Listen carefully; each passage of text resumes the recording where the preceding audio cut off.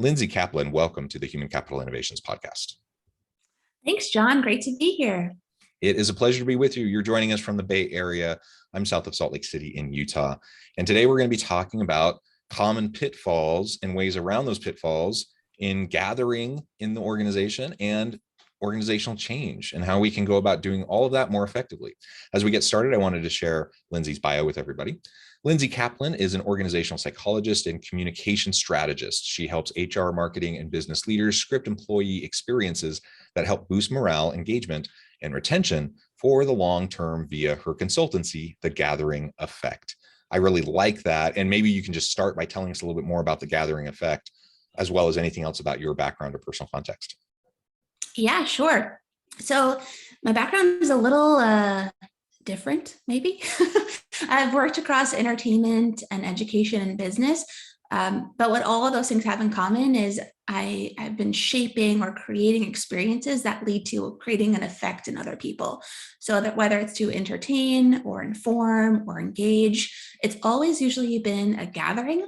And over those 20 or so years, I've seen common patterns and pitfalls and wanted to put all that together into a business to help organizations gather their people together and create these effects that a lot of companies want. Yeah, and so let's talk about that gathering. Why is gathering so important? I mean, I think during the last couple of years of the pandemic, where so many people have been remote and separated and socially isolated, it's been hard, and we've seen an uptick in domestic violence and in mental illness and depression and anxiety and some of those types of things that are tied to the fact that we're social animals. And so tell us a little bit more about gathering, why they can be powerful, and then we can start to talk about how we can leverage that more within our organizations. Yeah, I mean, gathering is just so much a part of human nature and what we crave, and it's something that we do all the time for ritual and for meaning. In our company, it's really, in my experience, the most common tool that we use to spark change or movement inside our companies. So when we want people to do something differently, we tend to start by bringing them together, whether that's virtually or in person. So that looks like something like an all hands or a training class or an offsite, or I guess an onsite conference or new hire orientation. We tend to think we'll pull people in a room and we'll tell them a message, and then that will create this change. And oftentimes they sort of have a steep drop off, or that change doesn't really stick. But we can do things differently in order to actually maximize that investment and make it worth it, both for the employee but also for the business. And yeah, now that we can gather again, I think there really is this hunger for people to come together, but there's also a strong desire for them to be worth it, especially if we're used to working from home and don't have to put on pants. If we want to make that effort, if we're going to make that effort, they really have to be worth it. So hopefully the bar is higher now too. Yes, and the point that you just made is really important. I want to key in on this, because just the fact that you have an all hands meeting and you bring everyone together, either in person or virtually, that's a gathering. But just because you do that and you roll out, you say, here's our big strategic vision, and this is the rollout of this new change initiative. This is what we're going to do. The fact that you had that all hands meeting, you had that gathering, that doesn't necessarily mean much of anything if there's no sustained effort in terms of the implementation of that change over time. And that's where so many organizations just fall flat on their face, because they put a lot of effort into that initial meeting or those initial meetings, but then a week, a month, 6 months, a year out, nobody's thinking about it, nobody's talking about it, and lo and behold, everything tends to revert back to how it was in the old status quo. And change is hard. People are naturally just resistant, and unless it's front of mind and it's part of the dialogue and the conversations that are happening, and it's built into the culture, it's not just going to magically happen. So gatherings are, yes, very important, but like a simple all hands meeting in and of itself isn't going to necessarily do anything. But multiple, kind of having an implementation strategies that involves gatherings repeatedly multiple times over the course of an extended period of time to bring people together, to get their input, to get their feedback, to share successes, to do all those sorts of things. That's where you can start to see the power of the gathering. Jonna, I just want to hire you and work with you to basically talk. Yes, I completely agree. A few things that you said there are extra important to key on. But first, maybe let's just define what I mean by gathering, because we're using this term a lot. To me, gatherings are bringing people together to match a message with a moment to create an effect. So it's not just like, let's do, one-on-one or have a meeting, but it's really about, I want to bring people together and I want to share a piece of content in hopes that it moves people. And a few things you said about all hands meetings. One, I think we falsely assume that information is enough to change behavior. It's not, right? So that's one component of this. The Almost never. For most people, that will not work. Right. But I think, we don't necessarily realize that that's the case, because for the people putting the content together, we're so interested in it. It's our content. So we don't necessarily see that someone else might not care about it unless we give them a reason to care. Secondly, we tend to, this is sort of going into the pitfalls, we tend to spend a lot of time on the what, the content, and a lot less on the how. How will bring that change to people? Will people be motivated by it? Will they care about it? A perfect example is company values.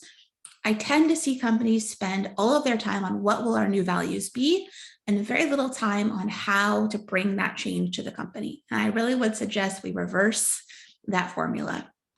And then finally, you talked about multiple gatherings and sustaining the momentum. Yes, I believe that's very important. But to me, it's less about follow up and more about follow through.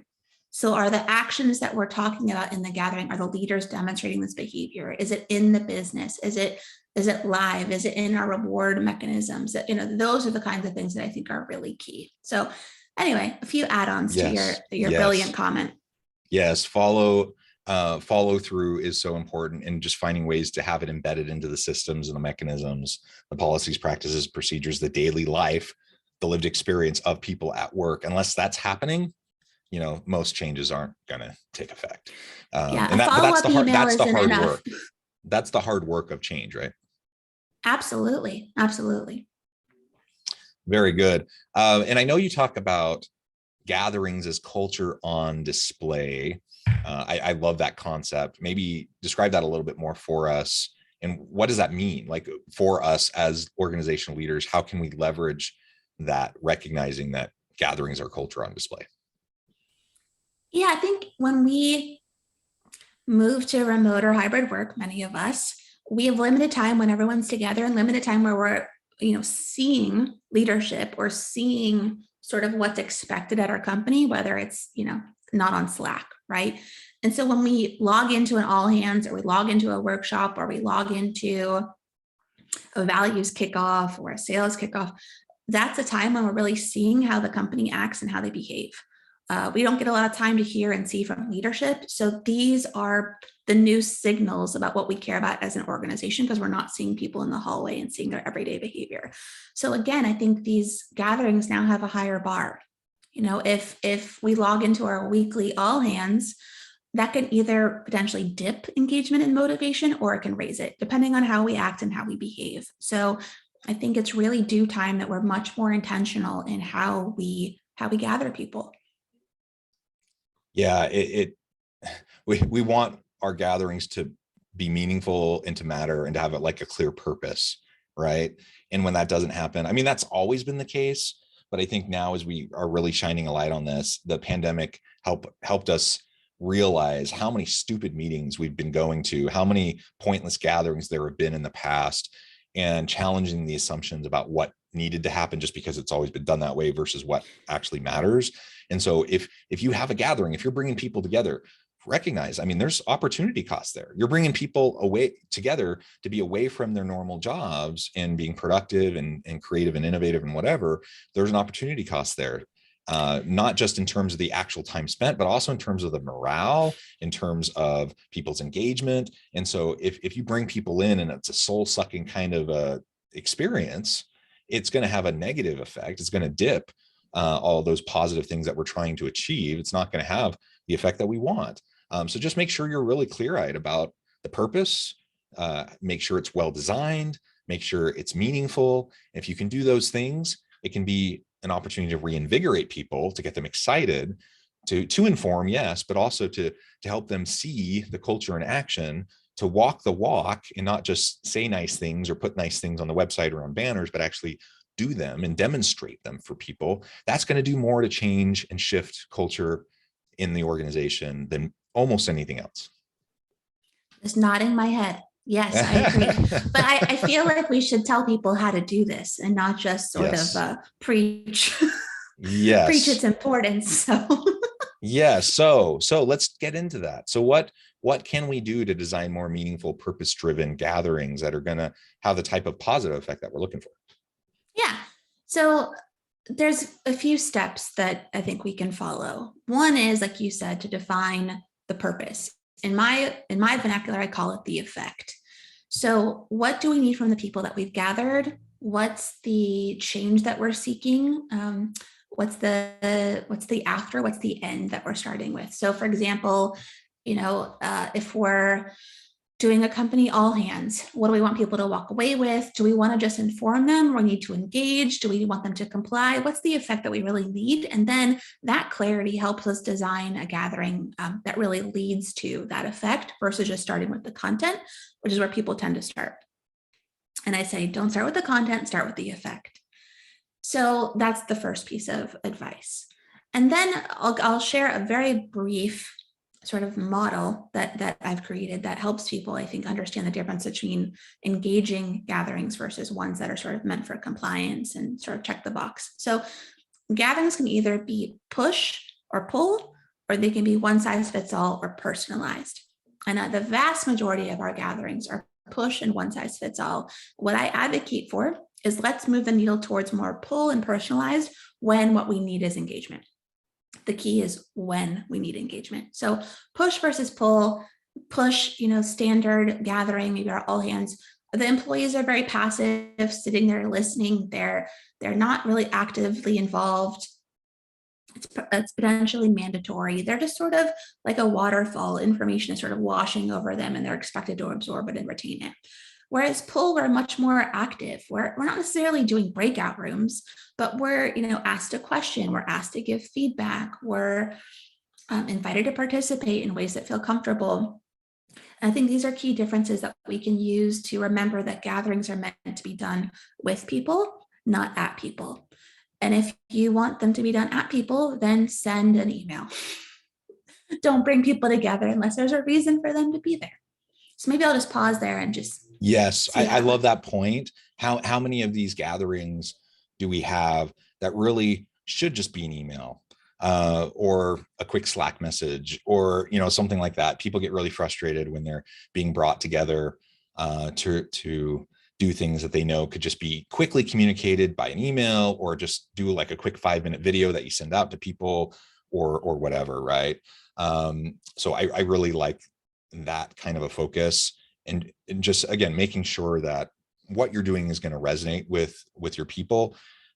Compliance, I always think about the difference between compliance and commitment within organizations. If we're trying to drive commitment in our people, that looks very different than if we're using kind of more fear-based tactics or carrot and stick for compliance.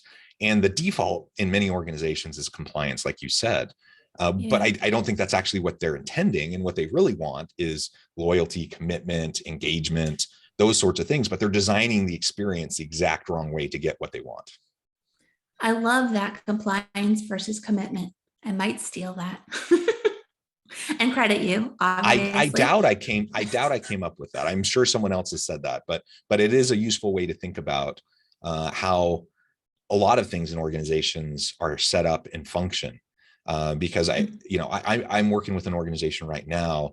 I'm sure the top leadership would never consider themselves as trying to create a fear-based, carrot and stick, compliance-based culture. Yet that seems to be the predominant culture within the organization. And so I'm working with them to try to help them understand, like, okay, so you have these policies, practices, procedures, these types of mechanisms in place that are reinforcing a compliance mentality instead of really what you're wanting and what you're going for. So in some cases, that means you're going to have to dismantle some of those existing systems, those existing mechanisms, or to help adjust them, reframe them, whatever, so that people can see them for what your intent is. And that's a hard shift for a lot of people, especially if, for you and I'm an organizational sociologist, you're an organizational psychologist, for you and I, this is the kind of stuff we think about all the time. But so many people who find themselves in executive leadership positions, or CEOs, or, in those types of responsible roles, a lot of times they've come up through finance, through operations, through other areas where, they do think about these things, but it's not the sole focus or even primary or secondary focus of what they're focusing on. And then it just isn't something they don't even know where their blind spot is, because it's not something they've considered a lot. So I think it's important for us to have these conversations. I can be a change agent within my organization. I can be an external change agent if I'm going and doing consulting work, but as an internal change agent, I can drive a lot of change just by having these types of conversations and by helping people understand like the impacts of what they're doing. That, oftentimes there's just unintended consequences. They have no malice towards anybody. They're not trying to create a toxic culture, yet they're doing things consistently that are creating that kind of a culture. And so just helping people to recognize and understand that in a productive way, can be really powerful. So I'm babbling on, but any thoughts or additions to any of that? Well, no surprise, I agree with you. The compliance thing is interesting. Two thoughts on that. One, sometimes compliance is okay. Sometimes if we're rolling out, a new system and we need people just to input their information, then just saying, hey, please comply here and fill out your benefits is fine. Not everything has to be engaging or engagement. But the question of, why is compliance bad? Why should we move away from compliance? Because every single time you want people to do something, you have to remind them and ask them. And that actually takes longer than engagement, which is people will do it on their own. They will tell other people, they will be your champion, they will spread the word for you. And that actually saves time and money. So, I think the choice is theirs. But yeah, a lot of organizations are really steeped in compliance, and that makes culture change challenging in many ways. Yeah. And don't get me wrong too. You're absolutely right. There is necessary compliance, and there's lots of employment and labor law issues that you need to be compliant with internally within organizations. There's policies that you need to be compliant with. And so it's not bad to have things that people need to do and to have a compliance focus on those things. Where the danger comes in is where that becomes the overarching foundation of everything that you're doing. And to your point, I see it all the time. It's like pulling teeth. You're trying to pull teeth to get people to do simple little things because it's compliance, but people will, scale a tall mountain when it's engagement. Like they'll go through so much effort, and they'll bring people along with them if they believe in it and if they feel like it's important. And so, to the extent we can move things that direction and reframe things, it's just going to make our jobs much easier. It might be a little bit of work in the front end. I think that's why a lot of people don't do it. They just think I'm just going to send out an email and say, do this or else. But if you can focus on the engagement piece in the long run, I think it's going to pay huge dividends. Absolutely. I'm trying to think of an analogy, probably one around like raising kids or comply. Yeah, there's probably some analogies there, but I think we understand this concept outside of the workplace, but sometimes when we get inside a company, it can bring out the worst in us or the best in us. And it's just the way most organizations, this is changing, by the way, more organizations are moving to flatter kind of structures and such, but the traditional organization with the pyramid hierarchy and power control models of leadership that were prevalent in previous generations, like that's changing in many places, but it's still persistent. And many people who are senior in organizations, they don't know any different. They only have lived, their lives and been in a career in organizations in similar models. And so when they try to think about how to lead, most leaders have no background in leadership. They have no training in leadership. They've just kind of been thrown into leadership roles, and now they're expected to lead effectively. So by default, most of them will mimic what they've seen other people do. And it's the enlightened leaders that will go out and like proactively try to develop themselves as leaders and do those sorts of things. But a lot of people don't have time for that because they're bombarded with just constant demands on their time, or at least they feel like they're bombarded with constant demands on their time. They don't have time to invest in their own leadership development. And as such, you just have the perpetuation of some unhealthy things, even if someone recognizes it. It was interesting. There's a study recently where there was a group of people who were observed. So they all would take turns doing like a speech, like a short speech. And one person would go up and they would give their practice speech. And then everyone in the audience who also had to do their own speech, they would then critique it. And they would say, oh, you did this wrong, this wrong, this wrong, all these things. And then it was their turn. They would go up, they do the exact same things wrong. All the things they just identified as wrong, they go up and do the exact same thing. And it went on and on and on. Everyone repeated the exact same wrong things that they all recognized were not effective. They all knew that they shouldn't do them, yet they did it, right? And why? Because it's so ingrained in us based on our experience and what we see other people do and how we've done things in the past and our muscle memory and all that kind of stuff, that we just tend to replicate what has come before us. Sometimes that can be healthy replication, but sometimes it can not be healthy replication. And it's the unhealthy stuff that we want to try to, to shift. You've already mentioned some of the types of small adjustments we can start to make today within the next week that can start to make an impact. Let's close today. I know we have just a few more minutes. Let's close today just talking and reiterating some of the key elements that anyone listening can apply immediately to start to really move the needle, to have meaningful gatherings that have the kind of effect that they're going for. Yeah, so tangible things that people can do. The first is to get really clear on what's the effect that we're trying to create. So ask yourself, how will we know that we've succeeded, or what do we want people to know or do or be by the time we're done? If we don't have that clarity, then your employees won't have that clarity either. So that's one. Two is to consider ways to pull instead of push, and to personalize instead of do a one-size-fits-all approach. So a few key ways to do that. One is to ask a question that gets people thinking about the topic, or your all hands or your training class from the get-go, and close with, key sort of calls to action or what you want people to know or do. To personalize, ask people to debrief or to think about a topic with others, or ask them to connect the topic with someone that they meaningfully care about. And the other way to personalize is a little bit harder for leaders, is to have them share why the topic is important to them and to model a little bit of vulnerability, because the difference between personalized and one size fits all is emotional involvement. What gets people to care about information is when they feel connected by it. So if our leaders aren't connected, then it's hard for us to know as employees why we should care either. So those are a few sort of tangible things that people can do. I believe gathering is a communication skill. And so if we learn how to gather well, we can learn how to communicate and affect change more effectively inside of our companies. Yeah, very well said and summarized. And I appreciate the really practical points that we can start to do right away. Lindsey, it's been a real pleasure. I note the time, I need to let you go, but before we wrap up, I just wanted to give you a chance to share with listeners how they can connect with you, find out more about your work, and then give us a final word on the topic for today. Thanks, John. Yeah, people can find me at my website, which is gatheringeffect.com. And I'd love to connect with folks. So yeah, please reach out.